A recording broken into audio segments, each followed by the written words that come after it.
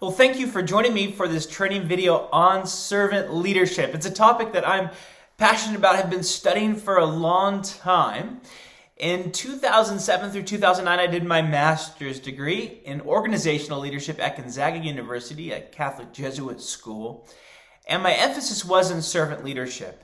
And during that time, I was introduced to a man who was dead by then, named Robert Greene. He wrote this book, Servant Leadership, A Journey into the Nature and Power, into the nature of legitimate power and greatness. I wrote some other books on servant leadership as well, and was introduced to him.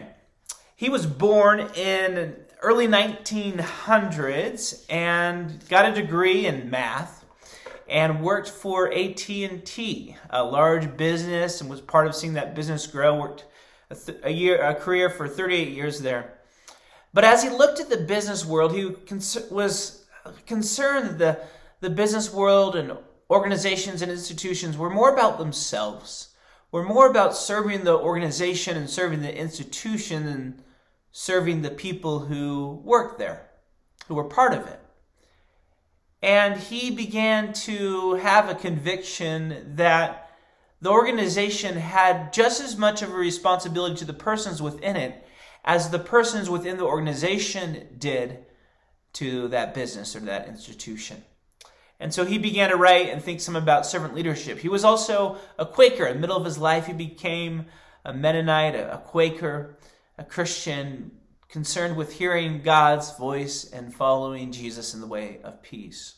And so I want to talk some about servant leadership. And so as you're sitting there listening to that, if you would just take a minute to think about, what is servant leadership? What is servant leadership? And if you want to just pause this video right now and jot down a few things that come to your mind when you ask the question, what is servant leadership? All right, you might have jotted something down like caring for others, nothing's beneath you, humility, serving others, knowing as a leader that people just aren't tools on your agenda to serve your agenda. What does it mean to be a servant leader? Have you ever experienced servant leadership? Have you had someone lead you who was a servant leader?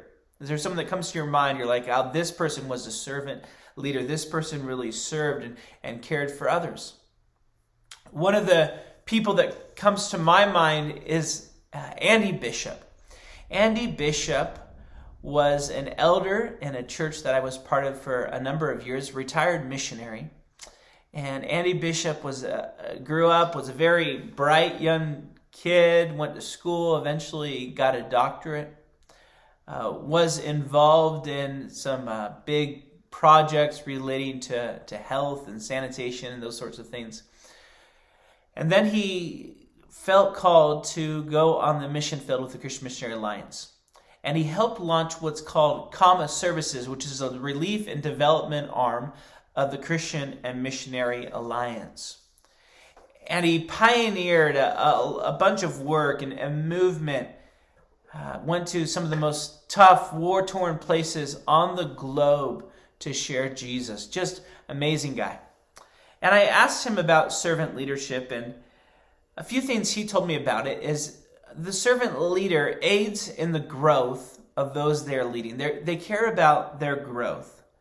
So they make effort to understand the abilities of those they are leading and then get them in a role that will enable them to succeed.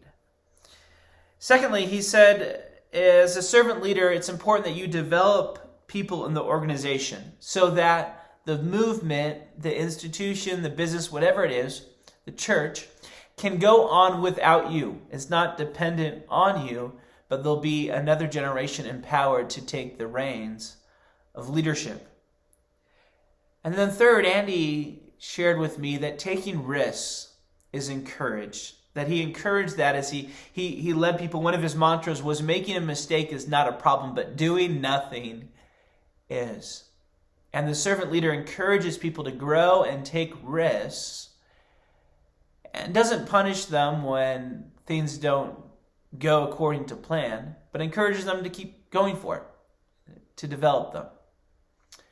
Ultimately, this idea of servant leadership, I believe, really comes from Jesus. In Matthew chapter 20, verse 28, we get this idea of servant leadership from Jesus himself. And he's talking to his disciples, and his disciples are trying to figure out which of them is going to be the greatest. And Jesus is not very pleased with their conversation on who's going to be the greatest, who's going to have the most prominent positions of power. But aren't we often concerned about this? Who's going to be the greatest? Who's going to be at the top of the organizational chart? Who's going to have the positions of power and prestige?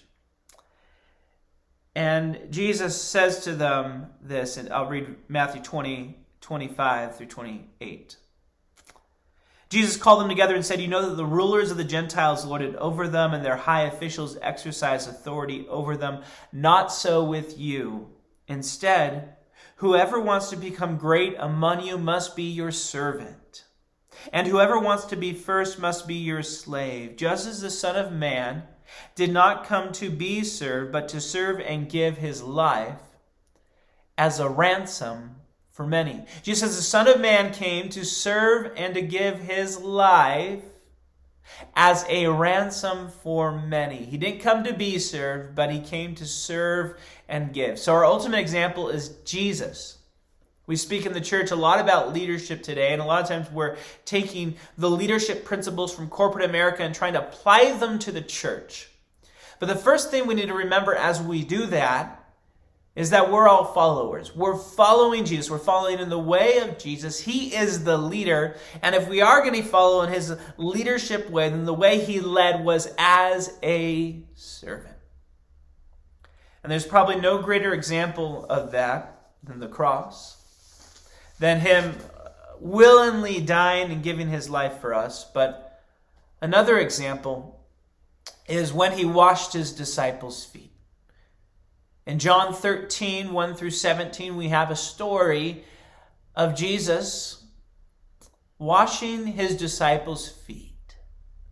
Now, in Jesus' day, you would travel by foot from city to city, town to town, around your village. You wore some sandals, and the roads were dusty and dirty. And so your feet would get dirty during the day, and so at the end of the day, when you went home, you would wash your feet, or if you had a servant, the servant would wash your feet. And Jesus, in John 13, kneels down, he takes the posture of a servant, and he washes his disciples' feet. And there were really three signs that foot washing was represented, that it was a sign of. The first was it was a sign of slavery. Servants and slaves usually were the ones who would wash the feet. And so Jesus shows himself to be the ultimate servant. In 1 Samuel 25:41, we have a picture of this. Abigail, wife of David, says, I will serve in that way. I will wash the feet of those who come to our home. And then it was a sign of hospitality as well. A good host would at least provide water for people to wash their feet in. Remember when Jesus has his feet washed and anointed by a woman when he's at a table with the Pharisees and religious leaders, and he makes the point to them, look at her.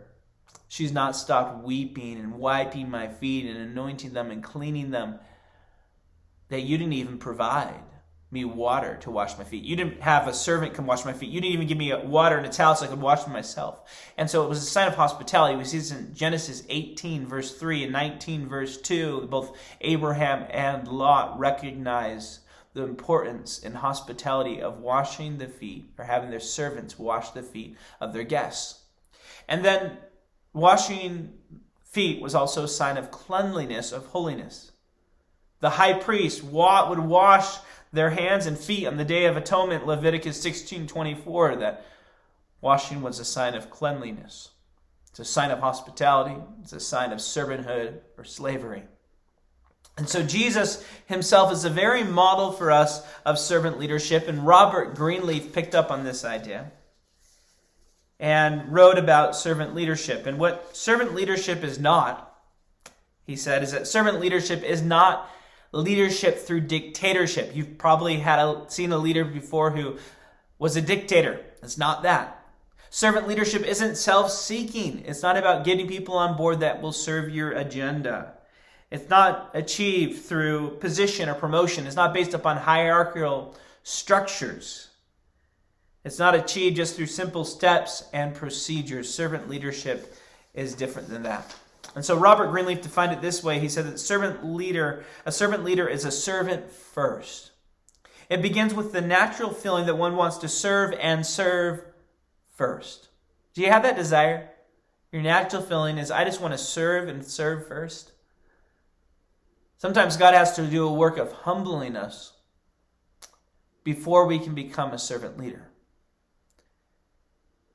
Greenleaf says, once you have that natural feeling that you want to serve and serve first, then there's a conscious choice that brings one to inspire to lead.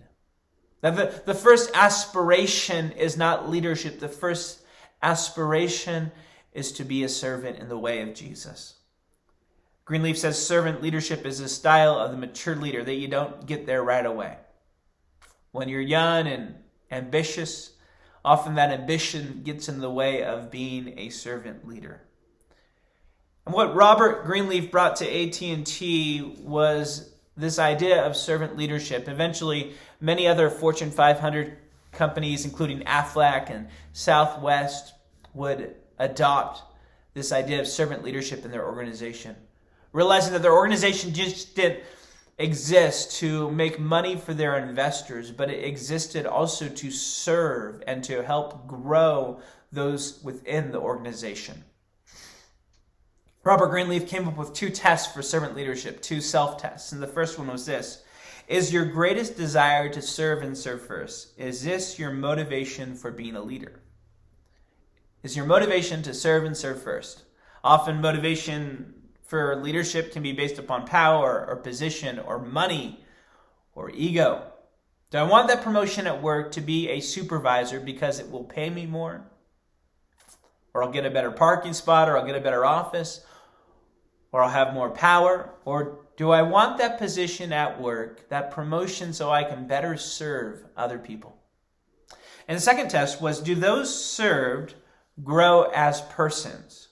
Do they, while being served, become healthier, wiser, freer, more autonomous, and more likely themselves to become servants? So Greenleaf's test of leadership, it's actually measurable. Are those who you are leading growing as persons? Are they becoming healthier? Are they becoming more free? Are they becoming more wise? Are they becoming more autonomous? Are they dependent upon you? Or are they being launched into greater leadership themselves?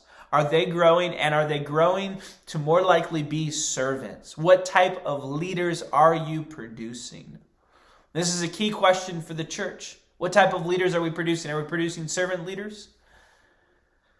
Are we producing people who serve in the way of Jesus? And are we helping others to grow?